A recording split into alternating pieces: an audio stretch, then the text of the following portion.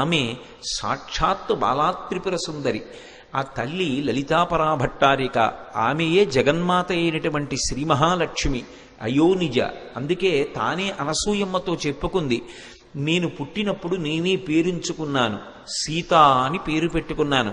అధమే కృషత క్షేత్రం లంగలా దుద్ధితామయ, క్షేత్రం శోధయతా లబ్ధ్వా నామ్నా సీతీతి విశ్రుత అన్నాడు జనక మహారాజు గారు బాలకాండలో. ఆ సీతమ్మ తల్లి యొక్క చరిత్రని విశ్వామిత్రుడితో చెప్తూ, ఆమెకి పేరు నేను ఉంచలేదు, నేను యజ్ఞం చేద్దామని నాగలి పెట్టి భూమిని దున్నుతున్నప్పుడు తనంత తాను భూమిలోంచి పైకి లేచింది.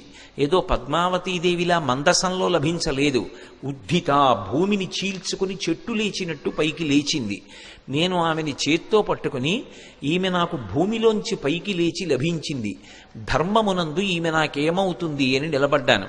నిలబడితే అంతరిక్షీచమాగుప్త ప్రతిమా మానుషీకిలా, అంతరిక్షంలోంచి వాక్కు వినపడింది, ధర్మేణ తనయాతవ, నీకు కుమార్తెగా రావాలని అయోనిజ అయినటువంటి జగన్మాత భూమి నుండి పైకి లేచి నీకు లభించింది, అందుచేత ఈమె ధర్మము చేత నీకు కుమార్తె అని వినపడింది. జనకుని కుమార్తె కాబట్టి జానకి అని పిలిపించుకుంది. కానీ నామ్నా సీతీతి విశ్రుత అన్నాడైన.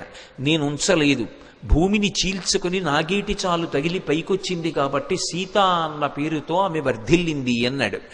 అటువంటి జగన్మాత అయోనిజ, ఒక మనుష్య కాంత ఎంత శక్తిని పొందుతుందో పాతివ్రత్యం చేత, భర్తని అనుగమించడం అనేటటువంటిది ఎంత గొప్ప ధర్మమో లోకానికి ఆవిష్కరించడం కోసమని ఆ తల్లి పరమపాతివ్రత్యాన్ని వ్రతంగా చేపట్టింది.